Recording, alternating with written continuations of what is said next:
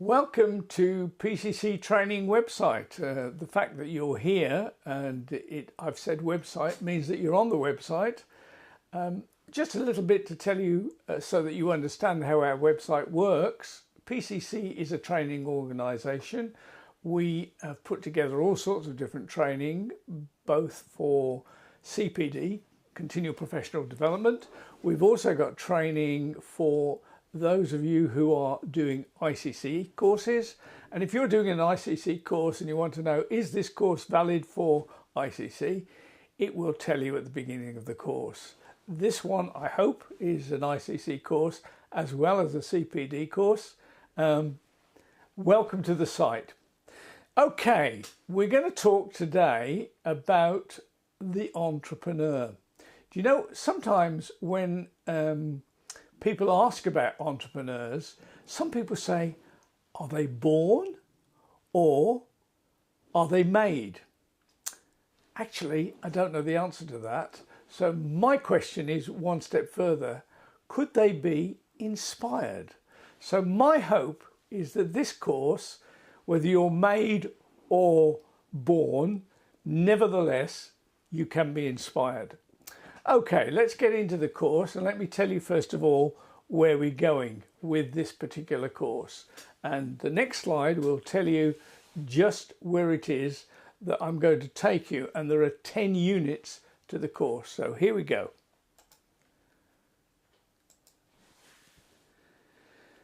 Our expedition will take us. Who and what is an entrepreneur? What is inside you? That's an interesting one, isn't it? The need for process. I'm a big fan of process, and we'll talk about that in depth when we get to number 3. The practical process of progress. How do we make it all work? The need to deal with failure. Lots of times when we talk about people being entrepreneurs, they don't like to talk about being a failure, but it's an important element. It's a possibility. Hope it's not yours, but maybe, and we have to deal with it. Entrepreneurial language. That's a bit of fun, and we'll share some of those things. What can you dream, create, or explore? You need your own group of association or associates. Do you know, it's very difficult to achieve anything really big or good by yourself. Generally speaking, most good creative things, most entrepreneurs know that you need other people to go with you. Goal setting, such an important thing. Setting goals, we'll talk about in great detail. And just to give you an example, your own first entrepreneurial step, or maybe you're about to start a business. Let's have a look. Okay, here we go. Today, we're going to discuss who or what is an entrepreneur. Now, there's a funny thing that we've done with these slides that you're seeing one by one, and that is that on each slide is a very famous entrepreneur. Actually, I'm coming from the UK, and I recognise that people watch these training courses from other countries, but forgive me, they're not all UK people, but lots of them are. Some are Americans and some are from somewhere else, and they're all numbered 1, 2, 3 as it goes through the slides, and you can see how good you are at knowing these people and see whether you can guess who they are. And right at the end of the unit, we'll give you a list so that you can see which one. Maybe you need a pen and paper and just jot down. I think number 1 is so-and-so, just for a bit of fun as we go along. So what does an entrepreneur mean? Well, of course, it's French, as most English words are.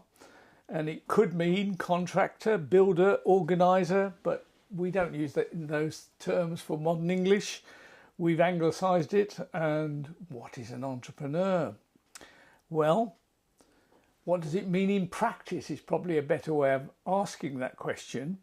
And as I told you, going through this course, there's some pretty pictures which show you who different people are get your pen and paper out. They're all numbered, and work out who it is we're talking about. So here we go.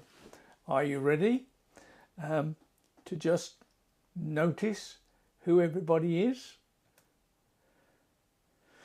And we're going to have a look at some of the things that they've said. So that's important, so you can look at their pretty pictures and decide who they are. An entrepreneur may be defined as a person in effective control of an internal vision that they hold, that they must bring into fulfillment and into reality. It may be directly commercial or social, but that requires capital, layout, as well as sustainable funding for running costs. The vision is the entrepreneur, baby. Okay, so there's number one. And this guy said, number two, an entrepreneur is a person of innovation who maximizes all he's reaching for with flexibility and ventures into as many aspects as he or she can think of that fulfills their vision and dreams. Dreams aren't always something that you have in the night. You do know that, don't you? Dreams are something that's within us. What am I dreaming about? And this guy, number three, an entrepreneur is one who brings about the fulfillment of his goal in the face of risk and uncertainty for the purpose of achieving financial stability and development by identifying and assembling the necessary resources that would facilitate the fulfillment of the vision. These resources are human, financial, together, as well as oftentimes bricks and mortar. So who's he? This one said, these are the people who bring to life and existence new things, advanced ideas and revolutionary innovations. They are creative, they are wealth creators, they create employment and do not wait for others to give them a job. They are the people who make the jobs and the future. So this is a lovely bit of saying, and this one tells you who it is. Do not judge me by my success, judge me by how many times I fell down and got back up again. Nelson Mandela. And actually, of course, I said right at the beginning, we will talk about failure. So that's a really good one to keep in your mind. Entrepreneurs will be risk takers. They are willing to fail and know how to use failure for the future.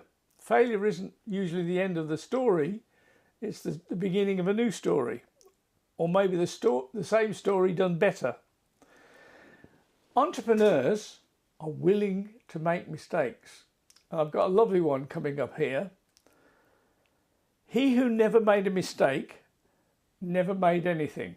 That's what my grandmother kept telling me, usually when I'd made a mistake. Entrepreneurs are not willing to be put off by cold water people. Do you know what I mean by cold water people? It's those people that when you've got an idea, a vision, a dream, and you want to put it into practice, they come along with a bucket of cold water and they throw it all over you and say, that'll never work. It's impossible. You can't do that. Just think of all the problems. Cold water people. An entrepreneur is knowing what is inside of ourselves or yourself. The characters of entrepreneurs usually make up a list that includes the following, and here's number 5. Risk takers, and I'm repeating that because it's very important, it's vital. You can't get anywhere without risk. Perspectives on a broad range of issues. They are curious-minded. Entrepreneurs are imaginative. They are persistent. They are goal setters. Not gold, but goal setters. They're hardworking. They're usually self-confident. they are flexible. They are independent thinkers. And actually, they're independent performers. An entrepreneur stands out from the crowd. Entrepreneurs are often ahead of the crowd. An entrepreneur is watched and admired by the crowd. Sometimes when I've had mad entrepreneurial ideas, my wife tells me somebody dropped you on your head. Anyway, what do you think? Are they just happen? Do entrepreneurs just happen? That's what I said right at the beginning, wasn't it? Entrepreneurs, do they give employment or create employment? Do they accept things as they are? Or do they want to change things as they are? Are they ordinary or extraordinary? So there's that cycle diagram. Have a look at it. See what you think. Are they ordinary or extraordinary? Okay, I've got this one stuck in my office over where I sit every day so that I can look at it and it inspires me. And some people look at it and think it's mad. The reasonable man adapts himself to the world. The unreasonable one persists in trying to adapt the world to himself. Therefore, all progress depends on the unreasonable man. I've got another way of saying it. Sometimes I've done things and people say you can't do it, and I've already done it. And usually what I say is, my problem is I was so stupid that I didn't know it couldn't be done. And now it's done. So it's that unreasonableness. Okay, and that's who said it.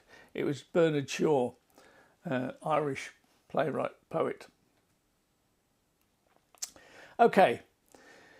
Catch the spirit of this breed of people we call the entrepreneurs. All the following quotes are by these world-known entrepreneurs who have achieved a good deal and are known by their adventures, awards, achievements, and success. It is inconceivable to understand what it means to be an entrepreneur until you have financed and lived the journey of unpredictable risk.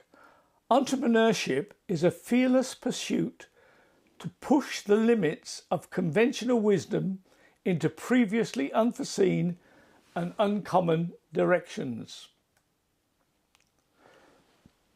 What do you think of these two, and what have they achieved? Especially in technology, we need revolutionary change, not incremental change. I would like to see anyone be able to achieve their dreams, and that's what this organisation does. Okay, what I want you to do now is just watch this little video. I just think it's fun. It's American, but here we go. Let's see if it works for you.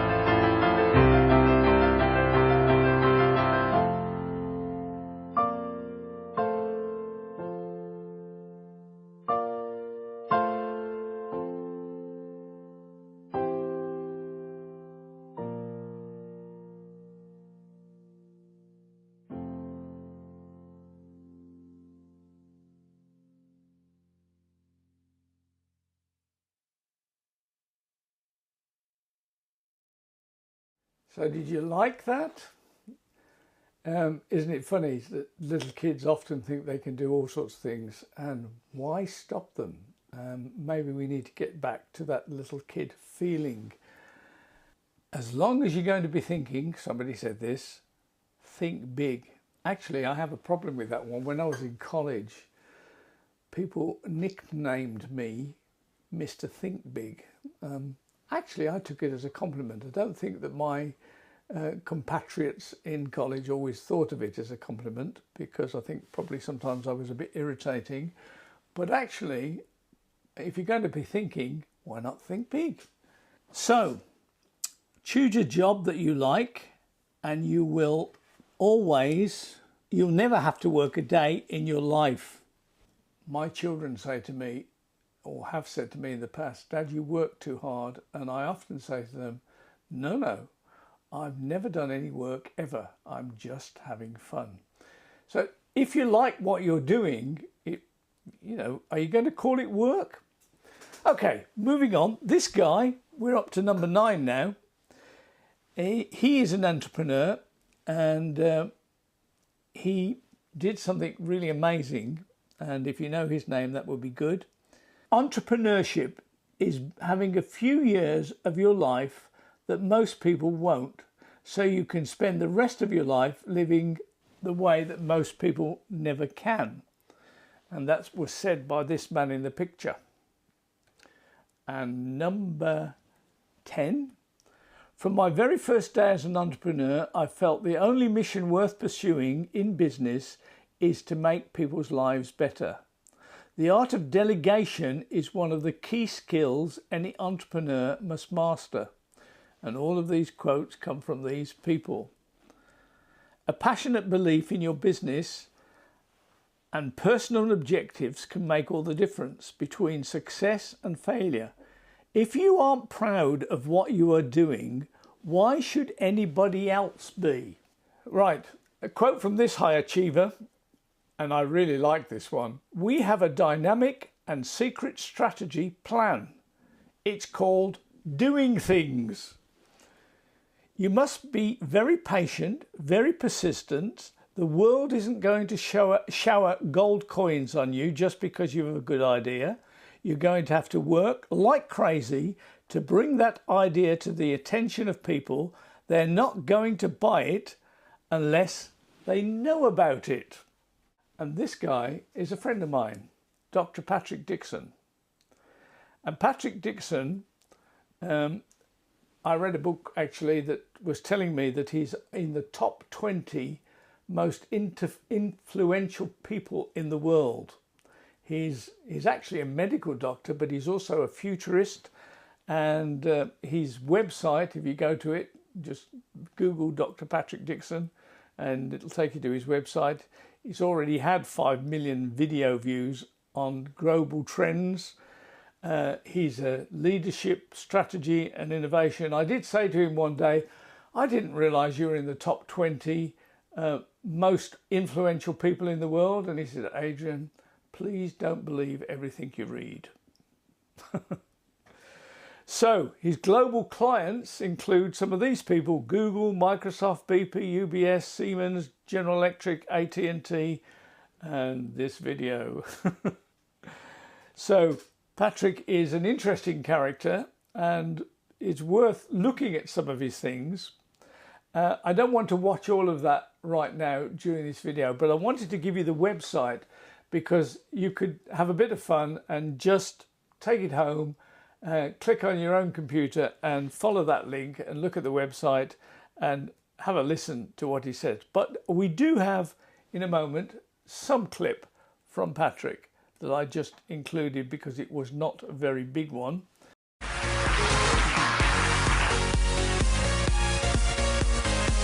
Thank you very much. And I want to talk to you about being a customer as a human being. You are the world experts on digital marketing. How do we create magic for our customers? Not how do we get them to click through, not how do we get them to buy product or how do we get them to view pages. Who cares? But how do we create magic?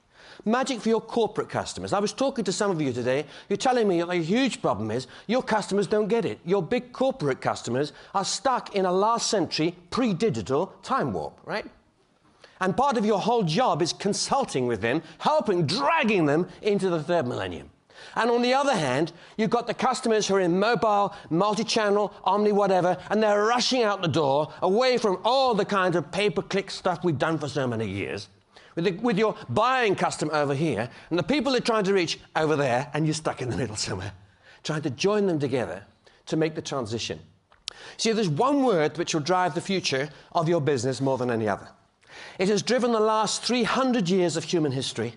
This word is more important than economics, more important than innovation, more important than digital, more important than communication. It's more important than globalization. It's more important than just about anything. What is the single word that will drive the future? Even more important than mobile. You know what, my friends? Even more important than mobile. Let me explain this one word. See, let me tell you a story. I was late for an event. I was due to speak to 2,000 people in the ballroom of a hotel with 27 stories, and of course I'm stuck at the top. I'm stuck at the top of the 27th story. I'm late for a rehearsal for an event tomorrow, and the lift isn't coming. One's broken, the other doesn't seem to work, and I'm tempted for a nanosecond as I'm stressed out, trying to get down. I'm tempted for a nanosecond to do something totally crazy and to touch that lift button more than once.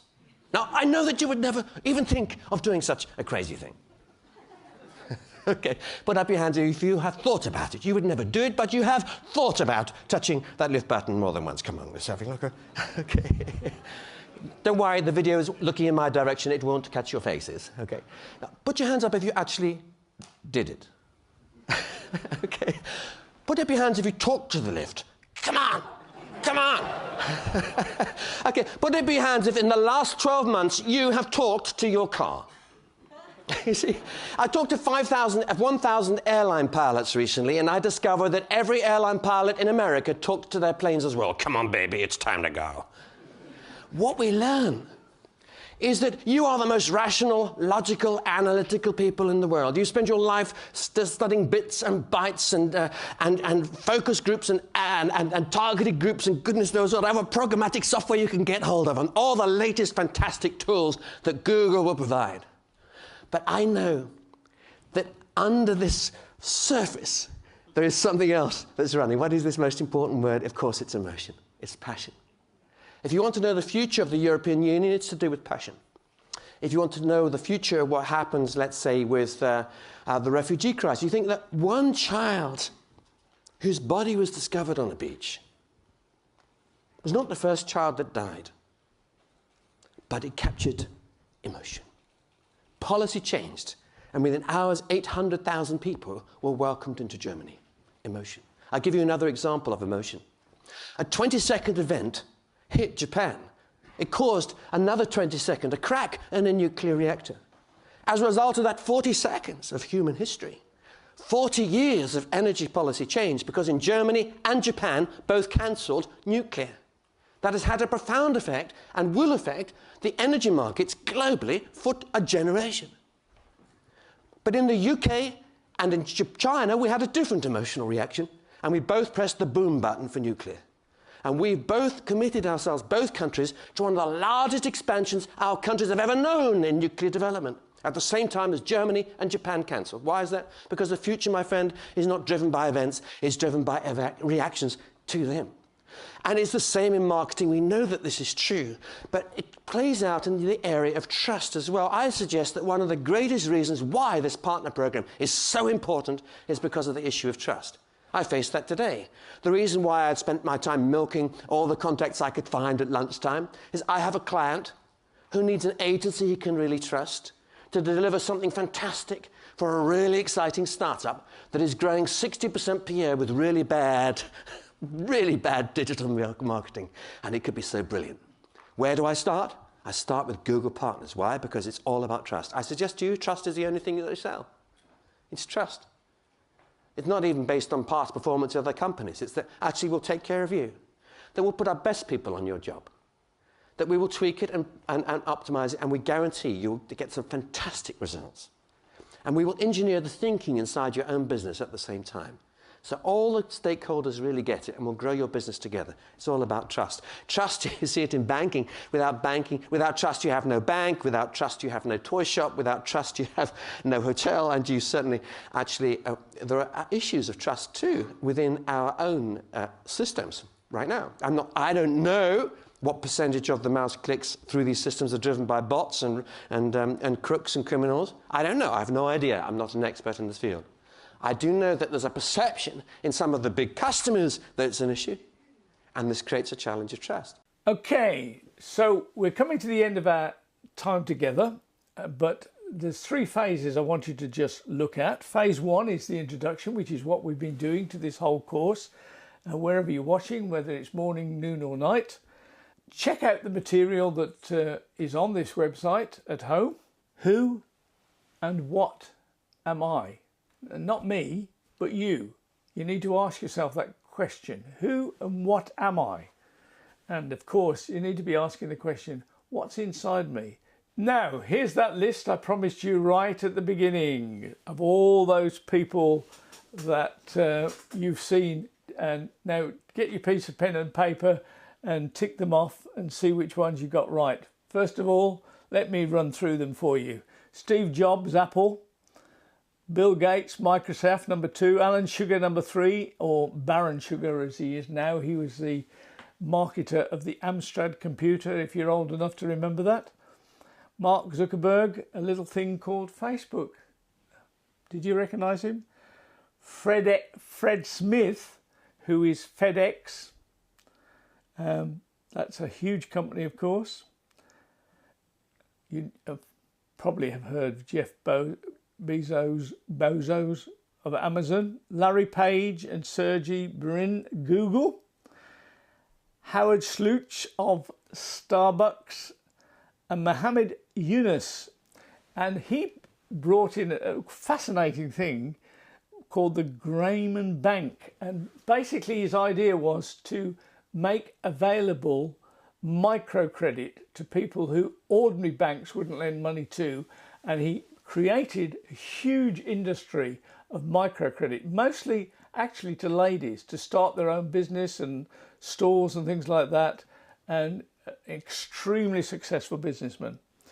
Richard Branson of Virgin Group, maybe somebody's heard of Virgin Airways or Virgin this, that and the other and everything else. And finally, Herb Keller of Southwest Airlines. So those were I don't know how many you got right on your list. You can tick them all out. Give yourself a big prize if you got them all right. We've come to the end of this first session. I hope you've found it interesting and useful. And I hope you're going to join me for number 2 at some time in the near future. Thank you for watching and thank you for listening. I hope you've enjoyed it.